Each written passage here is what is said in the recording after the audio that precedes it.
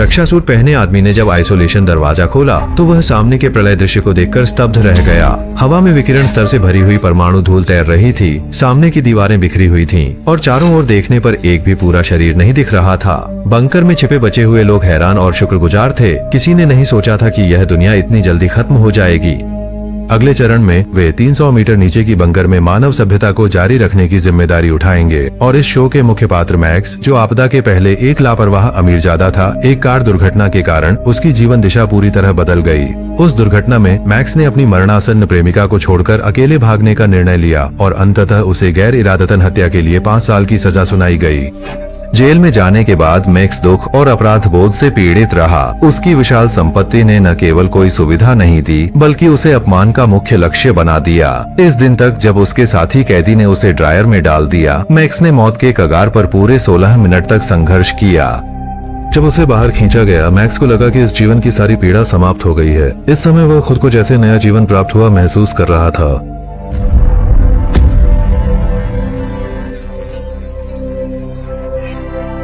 लड़खड़ाते हुए खड़ा हुआ और उन कैदियों पर जोर से हंस पड़ा जिन्होंने उसे अपमानित किया था। इस तरह के तनावपूर्ण व्यवहार ने उल्टा सबकी सराहना प्राप्त की। इसके बाद मैक्स ने पूरी तरह से उत्पीड़न के दिनों से छुटकारा पा लिया। उसने शरीर को सक्रिय रूप से प्रशिक्षित करना शुरू किया। हर दिन की उच्च तीव्रता की ट्रेनिंग और प्रतियोगिताओं में उत्कृष्ट प्रदर्शन ने जल्दी ही मैक्स को जेल के साथियों का सम्मान दिला दिया। वह इस सुखद माहौल में धीरे धीरे अपने दर्द को भूलने लगा। हालांकि खुशियों का समय हमेशा अल्पकालिक होता है। माइकेसी के जेल में रहने के तीसरे साल में उसे अचानक सजा में कटौती की सूचना मिली, क्योंकि जेल में उसके अच्छे व्यवहार के कारण अब वह जेल से बाहर आ सकता था। जेल के साथी कैदियों की जोरदार जयकार के बीच वह आदमी शान से जेल से बाहर निकला। दरवाजे पर खड़े अपने पिता राफा को देखकर मैक्स का चेहरा बेहद ठंडा था।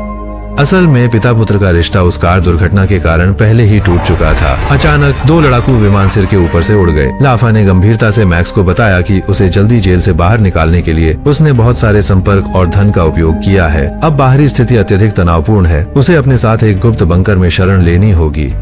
मैक्स के मन में बहुत विरोध था। वह अभी अभी जेल से बाहर आया था और अब किसी भूमिगत कैद खाने में नहीं जाना चाहता था। हालांकि पिता ने चिंतित होकर कहा कि मैक्स की माँ और दादी पहले ही बंकर में पहुंच चुकी हैं। इसके अलावा उसकी दिवंगत प्रेमिका के पिता भी हैं। अंतिम वाक्य ने मैक्स को रोक दिया। उसे लगा कि अब समय आ गया है कि वह अपने पूर्व के गलतियों का सामना करे। बंकर की ओर जाते समय राफा ने अपने बेटे को बंकर की उत्पत्ति के बारे में बताया। उसने टेनिस क्लब में एक सैन्य अधिकारी से मुलाकात की और अनजाने में पता चला कि देश के कुछ अमीर लोग गुपचुप तरीके से एक प्रलय बंकर बना रहे हैं। पिता ने लगभग सभी खर्च कर दिए। संपत्ति तब जाकर एक कीमती प्रवेश टिकट मिली। आज सुबह उसे बंकर के प्रबंधक से सूचना मिली कि विश्व स्थिति लगभग नियंत्रण से बाहर हो रही है। सभी निवासियों को तुरंत बंकर में प्रवेश करने की आवश्यकता है। पिता पुत्र जैसे ही हेलीकॉप्टर में बैठे, उन्हें नागरिक उड्डयन नियंत्रण की सूचना मिली। लगता है कि बंकर प्रबंधक की चिंता बेबुनियाद नहीं थी। बंकर की स्थिति लीक न हो, इसके लिए उड़ान के दौरान सभी मेहमानों को आंखों पर पट्टी बांधने के लिए कहा गया। हेलीकॉप्टर अंततः झील के बीच में एक पुल पर उतरा।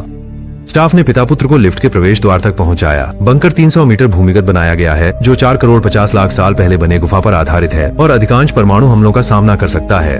इसके अलावा बंकर के नीचे एक प्राकृतिक गैस का क्षेत्र भी है, जो 45 परिवारों की 10 साल की जीवन आवश्यकताओं को पूरा कर सकता है।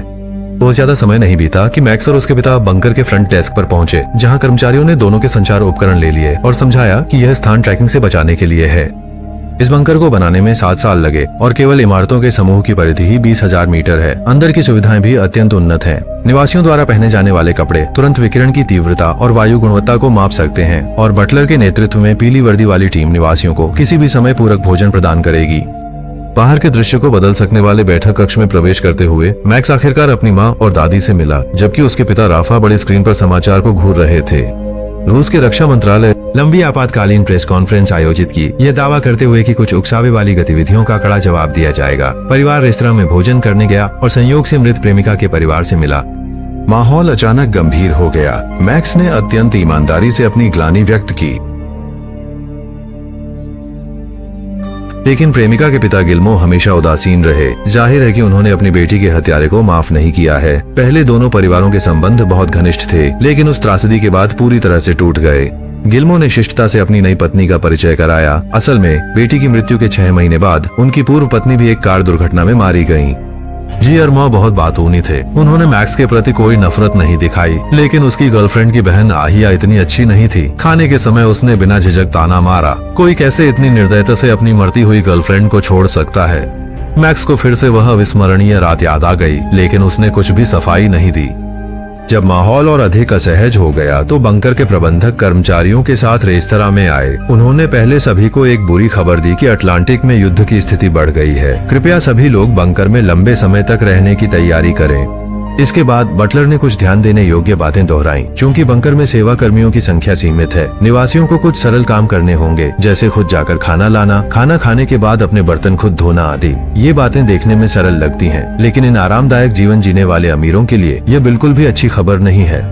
बाहर की गंभीर स्थिति को देखते हुए सभी लोग अपने मन की असंतोष को अस्थायी रूप से दबा सकते थे। आखिरकार यह उनका अपना घर नहीं था। कमरे में लौटने के बाद सतह पर शांत दिखने वाले किल्मो अब और नहीं सह सके। अभी अभी खाना खाया था जब उसने कई बार स्टील का कांटा मैक्स के सिर में घोंपने की सोची। किल्मो के नजर में यह उसकी बेटी का हत्यारा एक ढोंगी है। नई पत्नी ने उसे सांत्वना देने की कोशिश की, लेकिन बदले में किल्मो की फटकार मिली।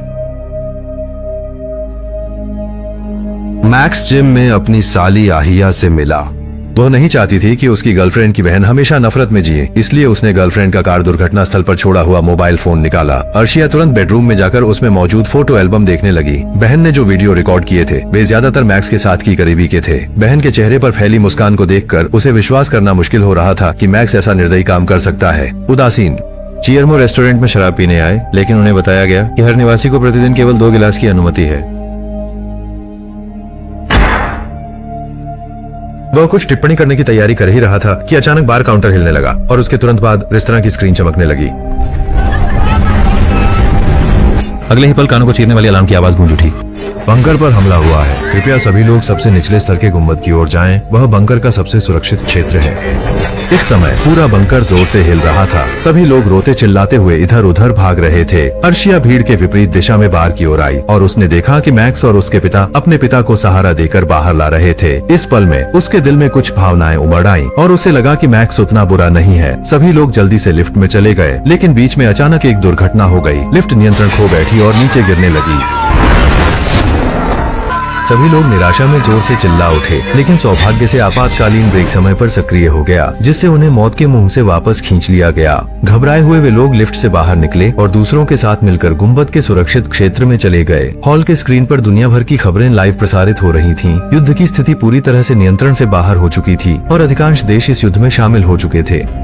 सभी का मनोबल अत्यंत गिर गया। क्या सच में विश्व युद्ध आ गया है? इस समय प्रबंधक मंच पर आकर सभी को सूचित करते हैं कि अभी अभी बंकर के दक्षिण में स्थित अटलांटिक गठबंधन बेस पर परमाणु हमला हुआ है और निकटता के कारण बंकर में स्पष्ट कंपन महसूस हुआ। वर्तमान में बाहर की स्थिति बहुत जटिल। आगे कृपया सभी लोग शांत रहे। कम से कम यह बंकर दुनिया की सबसे सुरक्षित जगह है। जैसे ही उसने अपनी बात खत्म की, कुछ स्क्रीन पर एक के बाद एक परमाणु विस्फोट के बाद के मशरूम बादल दिखाई दिए। तुरंत बाद सिग्नल बाधित होने लगे, यहाँ तक कि बंकर के बाहर का पुल भी धमाके की लहर से नष्ट हो गया। एक जोरदार धमाके के साथ पूरा हॉल पूरी तरह से अंधेरे में डूब गया।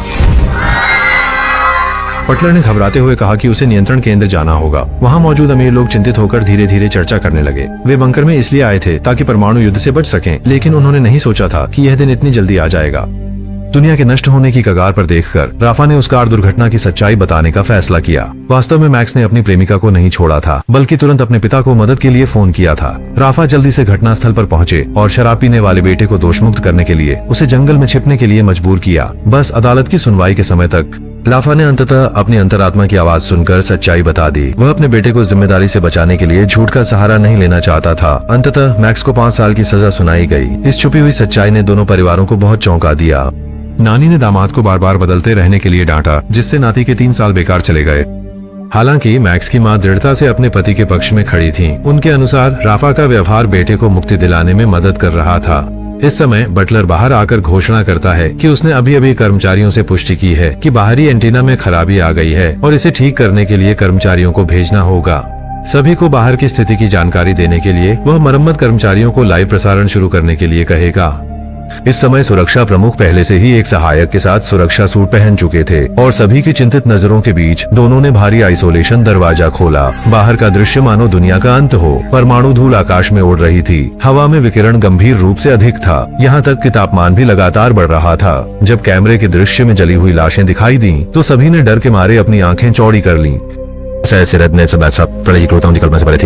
इस समय निगरानी कर्मियों ने चेतावनी दी। तापमान और विकिरण का स्तर तेजी से बढ़ रहा है। दोनों को एंटीना स्थापित करने के लिए जल्दी करनी पड़ी, लेकिन ऑपरेशन के दौरान मरम्मत कर्मी के दस्ताने गर्म धातु की रेलिंग पर चिपक गए। अब वह एंटीना स्थापित करने की परवाह नहीं कर सकता था, बल्कि उसने स्क्रू ड्राइवर से दस्ताने को काट दिया। अब कार्य पूरा करना असंभव था, इसलिए प्रबंधक ने आदेश दिया कि दोनों बंकर में लौट आएं।